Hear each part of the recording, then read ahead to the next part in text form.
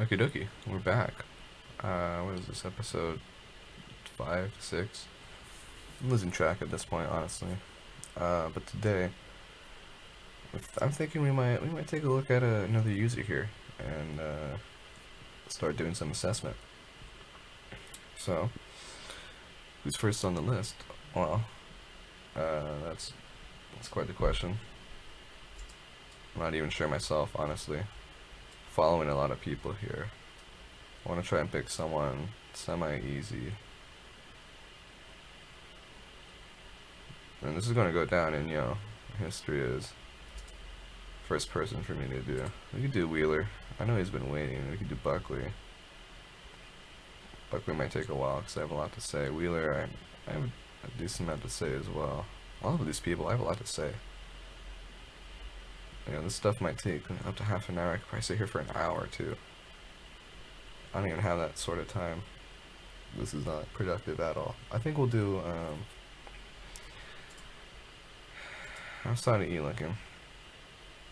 5 playlists. We can make this work. We can keep this short. Alright, so first on the list is Miss Sarai Augusto.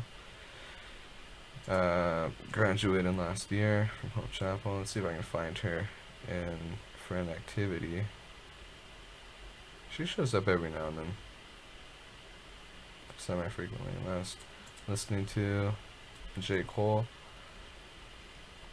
2014 Forest Hills Drive, his album, more specifically the song No Role Models.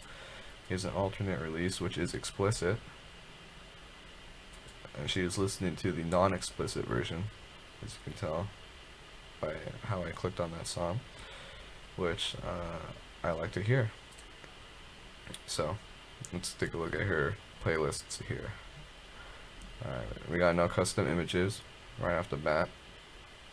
Tells you she's probably not active on desktop, which I can confirm based off my personal knowledge of her. I don't see her frequently using a laptop or a desktop. She seems more of the person who's on her phone and stuff. All the way on the bottom, we got Christian rap.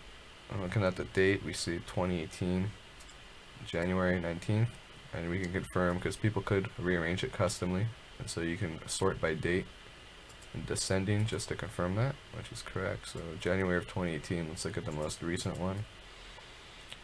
Created, looks like April of this year, and then she added to it this past September. Okay, so Christian rap is obviously her oldest playlist. 85 songs, and I just saw something interesting. Tony Richard.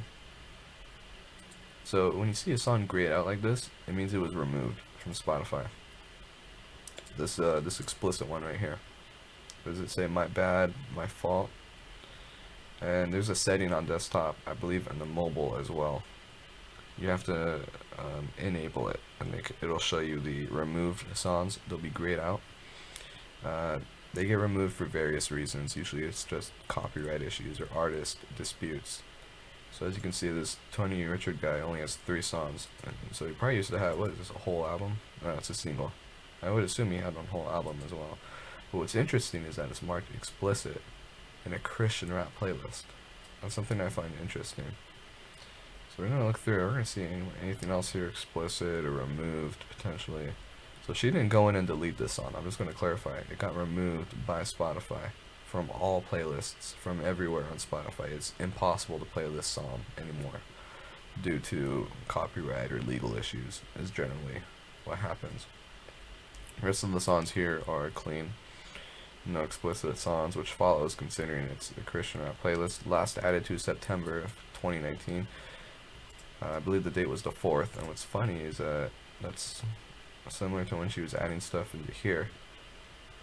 4 days, so she hasn't really been adding stuff, is what it looks like. I mean, we're going to go through these other playlists as well, but it's going off of her Christian rap playlist. I can conclude that, and there's a decent amount of Lecrae in here, which I would expect. I don't know a whole lot about Christian rap outside of Toby Mac, and yeah, that's pretty much it, actually. We got NF, I would expect him to be in there. Surprised she doesn't have more by him, just that one song. where he's an associated artist.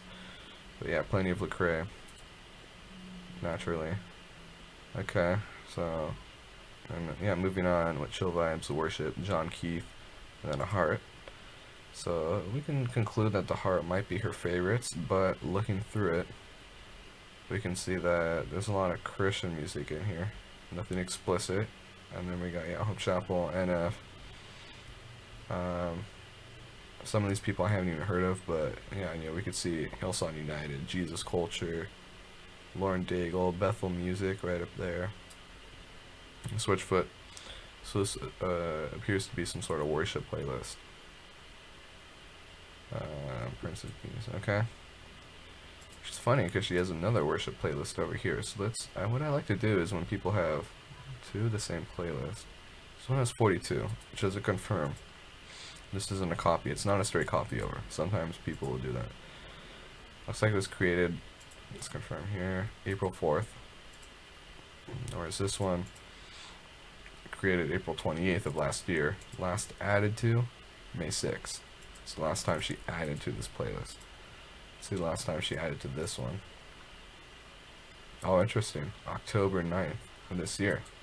So I thought the last time she was on adding to her playlists was September 8th of this year. Turns out she was actually adding to her worship one. Even more recently. Back in October, almost actually a month ago, as of today. Or a month and 4 days, you know, closer to a month. Exact dates aren't entirely relevant. So what can we conclude from the two worship playlists? Well, I can conclude based off of dates at this point that she is more frequently, because pretty much anything after September 8th is for this one. You know, it's, how do I verbalize this? Anything after September 8th indicates that she's still actively interested in that playlist compared to her other playlists, because she hasn't added to this one in forever, indicating that she may not listen to it as much, if at all, compared to the ones that she has been adding to, such as this one. This one has most recent additions, so she probably listens to this more than this, possibly even more than that, or John Keith. So yeah, very recent songs, You Say by Lauren Daigle, very commonly played on the radio. Also, same with this one and this one. Fall Fresh, played at church, youth group, very common songs. Okay, so all in all, a decent collection. We can even go through and confirm with some of the artists. Most of these I do recognize. Very typical of a worship playlist.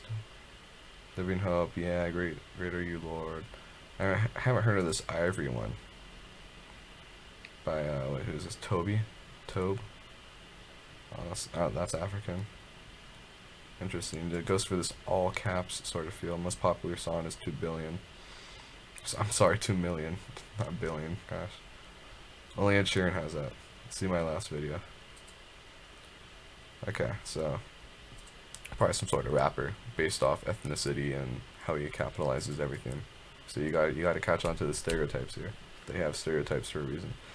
So John Keith was created in looks like, yeah, July of 2018. Last added to July of this past year. And then we can look at the gaps here. So a whole bunch. Then we got like a 5-month gap, 3-month gap, 2-month gap, 1-month gap, 1-month gap. So lots of frequency down here when she first made the playlist. And then you see the graph would sort of like descend, maybe peak a little bit, and then descending as we approach another 4-month gap, because she hasn't added anything since July. July was 4 months ago. If we're filming this in November. And John Keith, I don't actually know who this guy is, so let's go to his artist page here. I don't see anything explicit, so I'd assume he's some sort of Christian. Obviously African American. John Keith, we can quickly look at his about page. Hip hop and R&B artist, originally from San Diego. Born to loving parents in a faith-based home, having an affinity for country music. Met a rapper, started making his own music, connected with Keen's Dream Entertainment. Sounds like a Christian label or record or something. First album was a major success. Featured on Apple Music and YouTube channel, millions of views. Nice. Oh, what is this down here? Interesting. Explicit song that he was featured in. So, all the way at the bottom, they're kind of hiding. I find that fascinating. So all in all, he seems to be at least like NF in the sense that he's maybe a Christian person, but his music isn't inherently Christian. I mean, it's not explicit, at least not all of it, but he's not necessarily preaching God through his music, which is also a whole other debate for further contemplation. NF is an interesting Nate. I figured his last name, but worth looking into. Yeah, so we see this is the only artist playlist that she has, which says a lot about her affinity for the artist. 27 songs, that's a considerable number for one person.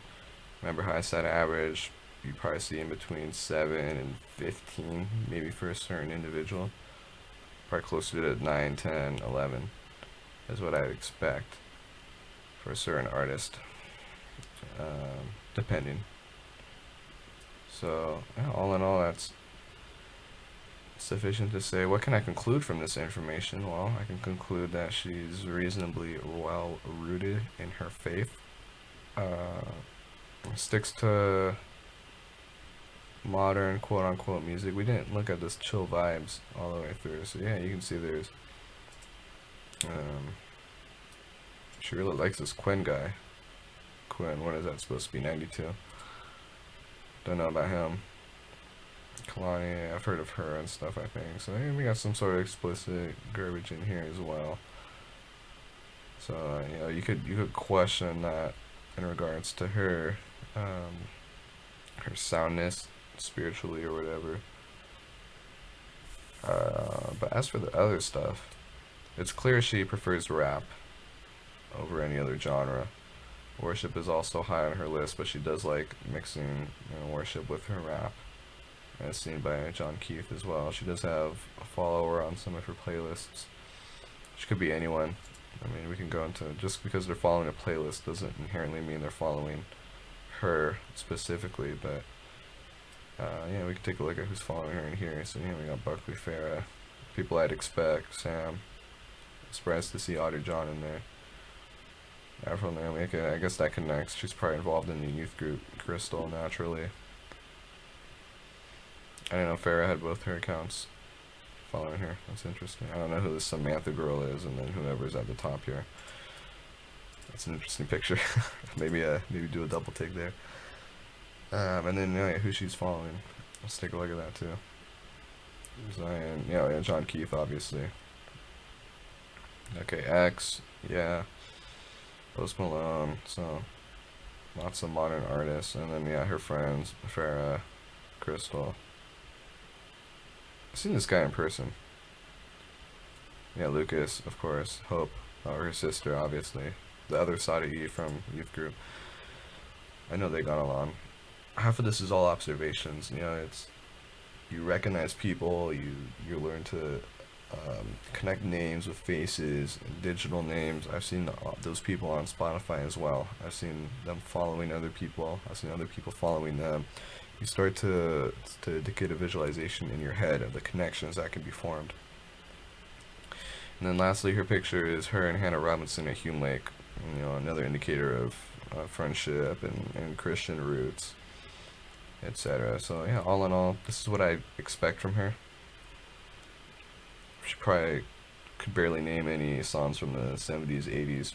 Only the common ones like Don't Stop Believin' and Sweet Dreams are made of this, but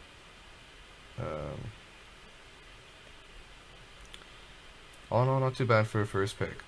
Pretty simple, for sure. I'm not saying she's a simple person, just her Spotify account is simple. No, I expect her to be fully complex. Each person, for as simple as they may seem, they're definitely more complex than you could imagine.